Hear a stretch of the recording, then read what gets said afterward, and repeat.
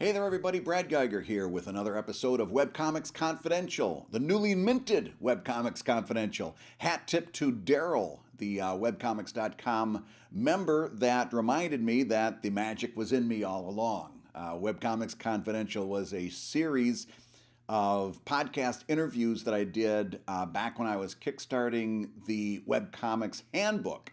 If you can call 3 interviews a series, which evidently in this case we'll have to. But the good news is that I've already kind of started using that name, and it's something that we can easily put forward to this. So if you take a look down there, hopefully I figured out how to do it right. You'll see Webcomics Confidential. That'll be the name going forward. Problem solved. Thank you, Daryl. Now, question for today is a perennial one that I see quite a bit. And I'll just give you a little backstory here. To keep my finger on the pulse of what's going on in webcomics, what I do sometimes is I troll a bunch of, I guess troll isn't the right word, trowel maybe is the better verb there. I go through and look at Facebook groups for cartoonists, webcomics, comics in general, and see what types of things people are talking about. As an aside, by the way, if you're looking for horrible advice on your comic, please go to some of these Facebook groups. You can get absolutely career-ending, throw you on the wrong path for the next several years advice that will screw you up indefinitely. Please, if you're looking for bad advice, go to Facebook, hit some of these groups, and take that advice that's being ladled out there indiscriminately. At the very least, please, you guys, if you're gonna go the easy route, do your due diligence. Check up on some of these people who are talking and find out kind of who they are, what they've done, what they've accomplished. Look at some of the projects they themselves are working on. At the very least, do some due diligence. Do not go to some of these Facebook groups and just take advice indiscriminately. For that matter, don't take the advice that I'm giving you here indiscriminately. Always take a couple seconds, reason through what I said, ask yourself, is this guy full of shit? It wouldn't be the first time that I'm wrong. It wouldn't be the first time that I've reconsidered things. Please take a little bit of time with any kind of advice you're getting on the web and ask yourself who this person is, whether they've got the chops to give you the advice they're giving you, and reason through the thing that they said and ask yourself, does this person really have the right take on this? Anybody can be wrong about any topic, but man, if you're looking for bad advice, go to Facebook. So, the one question I see time and time again on webcomics groups, Patreon groups on Facebook, so on and so forth, is this: how do I get patrons on Patreon? That's the question. Here's the answer. By asking that question, you have proven that you so don't understand how Patreon works that you should probably stop, take a few minutes, retool, and come back fresh in a couple months. You need to do your research. You do not get patrons on Patreon. Patreon is a place that you go with your pre-made audience, with the audience that you've built for years and years in many cases. And you develop a strong social media, an organic social media attachment to. What do I mean by organic social media? That means not followers that you've paid for in any way, and no shortcuts, all right? If you're paying to boost posts, I'm very dubious of the yield from that, all right? If you give me 2 Facebook pages and one is somebody that is paying to boost posts and one is somebody who has gotten their likes and their followers by repetitively doing work that people are interested in, stuff that people made the choice to like, that sort of thing. If you are giving me those 2 choices, I'll take the second one every time. It's going to be a smaller number for sure, but that number of people will be more potent, absolutely. All right? So, no shortcuts. If you have social media that has strong organic reach, then you're ready for Patreon. Patreon and Kickstarter are similar in many, many ways. They're both crowdfunding. We get it, right? Kickstarter is phenomenal in discovery. Discovery is when somebody finds out about your project, not from you, but from the source, from Kickstarter. Right now, I'm running a Kickstarter. I think almost half of the money I've generated for that Kickstarter has come from Kickstarter itself. That means many of those people may not have ever heard of me before. They may not know what I'm doing before. They may not be interested before they see it pop up on Kickstarter. Kickstarter has developed discovery so well that they are right now, I think, last time I looked at my dashboard, delivering 50% of my revenue that I'm getting for this Kickstarter campaign. Just as to give you some reference, I hit my goal within the first week, and I've been pushing stretch goals for the following 3. That says a lot for Kickstarter. Patreon, remember, Patreon is relatively young. It's just a couple of years old. Kickstarter's been around for much longer. Patreon is chasing Kickstarter in terms of discovery. They're not there yet, but they're doing a lot of things that I can see. I can see exactly why they're doing it. They're doing it because they're following Kickstarter's example. They want to become better at discovery, just like Kickstarter is. And I think they're going to get there. I am very confident in the direction that Patreon is going. They're not there yet, though. So we have to take a realistic look at what's going on in Patreon. And the answer is you don't get patrons on Patreon. Patreon is where you bring your audience to monetize them. It's very simple. It's very simple. And if you don't have that audience, if you haven't built that audience, if you haven't spent the time building the audience, if you don't have the quality of content that builds an audience, and if you don't have good social media, organic social media outreach to that audience, then you will not be able to monetize them on Patreon. Patreon is where you bring an existing audience to offer them more. And that's the other part of the equation. I'm very convinced. Patreon is not a tip jar. It is a subscription service. Patreon is where you say, you already like these things that I'm doing, and if you want to donate at the $1 level to show your approval or to keep it going, that's fantastic. And there's all kinds of $1 level rewards that you can offer.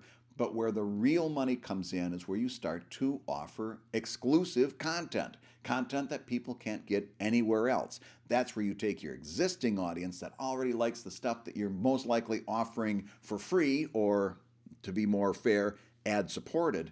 That's where you take that audience and give them more. And you will find, if you find the thing your audience is willing to pay for, you'll find that you'll do very well on Patreon with exclusive content. So let's go over, we had a question here on the show not too long ago that was, what do you think makes good Patreon rewards? And I took it in a bit of a tangent, talking about how you never ship physical rewards. But let's go back and talk about what does work on Patreon. What works on Patreon? Okay, $1 level, that's your base level. You should be doing no extra work to fulfill $1 rewards. Why? Because they're not worth it. $1 rewards should be something like early access to the comic that you're putting up already, all right? Or the content if you're not a cartoonist. $1 reward could be something like, yeah, you get the comic early. Now I'm going to have to put my glasses on, take a look at my notes. You get to see my glasses again. Here's another great one. Desktop wallpapers and mobile backgrounds, all right? Surprisingly enough, those, and yeah, okay, I just contradicted myself. There you go, I'm full of shit. That I do a little extra work for. But desktop backgrounds, I do about 22 different sizes, and if you know what you're doing on Photoshop, you can get around that real quick. I do them with calendars that are inset into the desktop background, and then I'll do a whole series of mobile backgrounds sized for different mobile devices that people can use as the background on their device. Bunch of different sizes, 22 in all. And I do them every month for my $1 backers as kind of a thank you at the beginning of the month after their cards have been charged once again. I find it's nice to immediately follow that up on the first of the month with a couple of rewards right away to remind them that they are getting something for their money, a little something for their buck. So desktop backgrounds, mobile backgrounds, absolutely, and incidental bonuses like a quick sketch comic that maybe you did, or a lot of my bonuses are finished that I plan to use maybe in a book or someplace else. All that again exclusive. I put that kind of thing up for my $1 Patreon backers. All right, $5 now, that's a little bit more substantial. I think you've got to offer a little bit something bigger for $5. For me, that has been ebooks and e-comics. Those are your higher level digital rewards. Collections of your past comics, archive collections, themed collections. I talked earlier when I spent the weekend up in Seattle. I was at Emerald City Comic Con. I was sharing a hotel room with Corey Cassoni, who is my podcast co-author. What's the word I'm looking for? Co-presenter on Surviving Creativity with Corey and Scott Kurtz. He's the business manager for PvP. And he was telling me that for the PvP Patreon, their most popular reward is the $5 reward. And all that is something that we did back in the day that I thought people had long since stopped having a use for. And that is an email subscription to the comic. They get the comic delivered to them via email, like we did in 2002, before RSS and before all this stuff that I had long since stopped caring about. They have great success with an email delivery system because the way we've started consuming information on the web has changed so drastically. Everything that's old is new again. We've stopped becoming hunter and gatherers on the web. We're not looking. Back in the day, you had to look for content, and when you found it and it was finally something good, you bookmarked it. I mentioned bookmarks to my students at Hushin College. They looked at me like I had snakes coming out of my nose. They don't use bookmarks. Forget about RSS. These guys are now, they are social media consumers. They sit by the stream, watch things flow past, and if you happen to have something that's in that stream, they may sample it. As such, you don't have that constant exposure that a bookmark gave you, and an email subscription is actually useful to these people who have long since forgotten the old ways. They don't know about bookmarks and RSS, let alone how to use them. So that $5 level email subscription is actually beneficial to them. It's worth $5 to get that to them. That's amazing to me.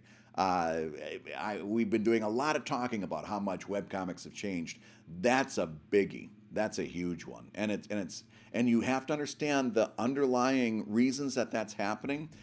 And that is, we have turned from hunter-gatherers as far as web consumers of content.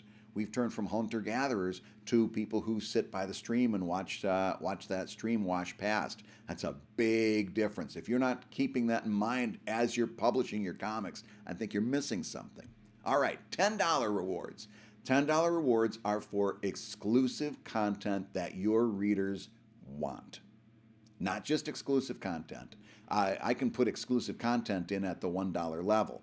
It's not going to go anywhere unless it's exclusive content that your readers want. What does that mean for you? It's going to mean something different for every person. It doesn't necessarily mean not safe for work. And as I've said before on this show, not everybody can pull off not safe for work. You may not be able to pull it off. And it ain't as easy as it looks. But for you, you've got to find out what that thing is that people want to pay for. You make it exclusive, and for me, I think the $10 level is the sweet spot. I think that's where you really make your money. That's where you can really turn the machinery of Patreon and deliver regularly delivered exclusive content that your readers want. Okay? Regular delivery is very important. If you follow my blog on Evil Inc., you'll see at the beginning of every month, I post a by the numbers of my Patreon content. I tell people, and it's something that has been a very formidable tool in marketing this Patreon. I post one exclusive post on Patreon for almost every day of the month. And that goes back to the beginning of 2016. So that means between 28 and 31 roundabout. Sometimes on a 31-day month, I'll only have 30. I'll let myself off the hook for that. I came close. But I always make a big deal at the beginning of every month on the Evil Ink blog.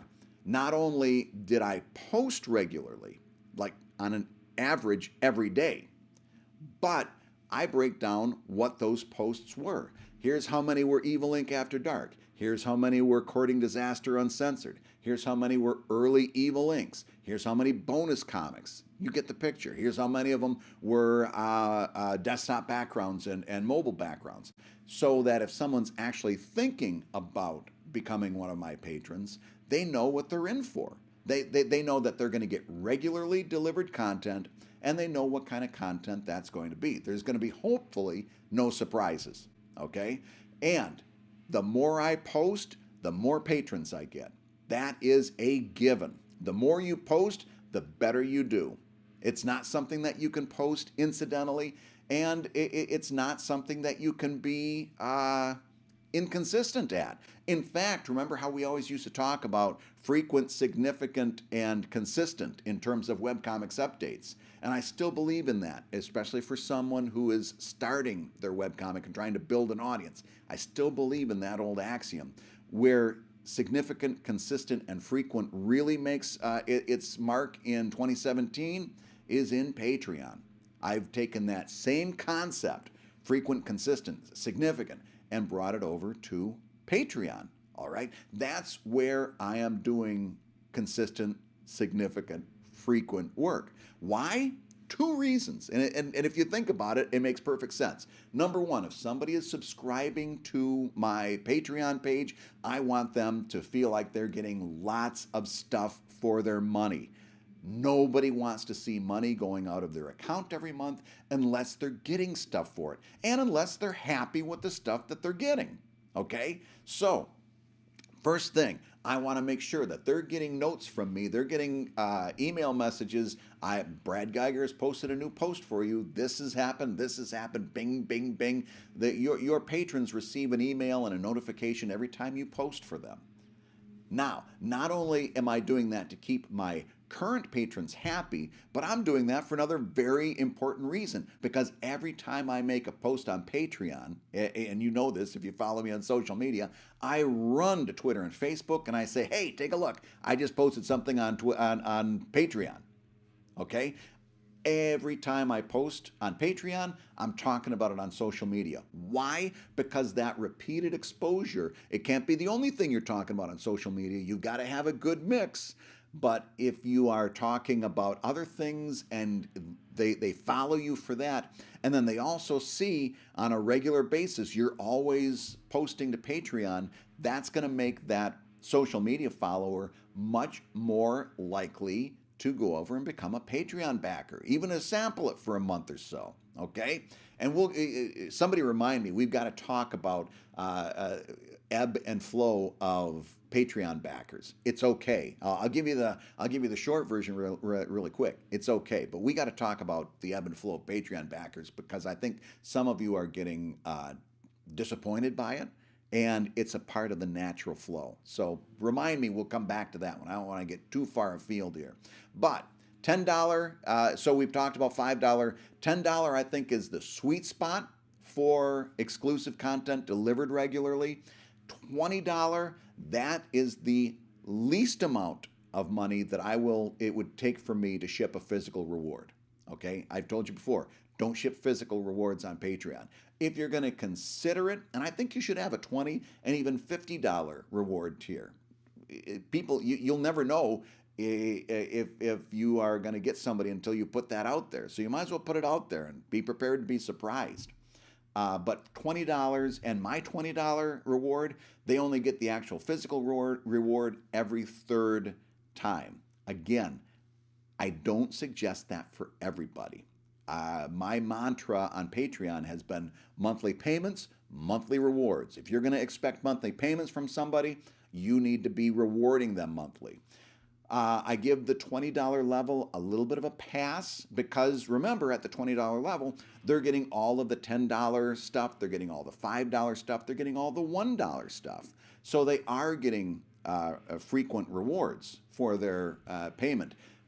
It's a level of bookkeeping that's a little bit complicated when you're doing rewards on an intermittent basis. Every third Patreon pledge, you get a reward. It's a little challenging. I don't recommend it for everybody, but I do have to be honest, that's what I do. But I would not ship anything physical for under $20 a month. I wouldn't. You're running yourself ragged. I guarantee it. So that's the Patreon pledge system for me that I think works.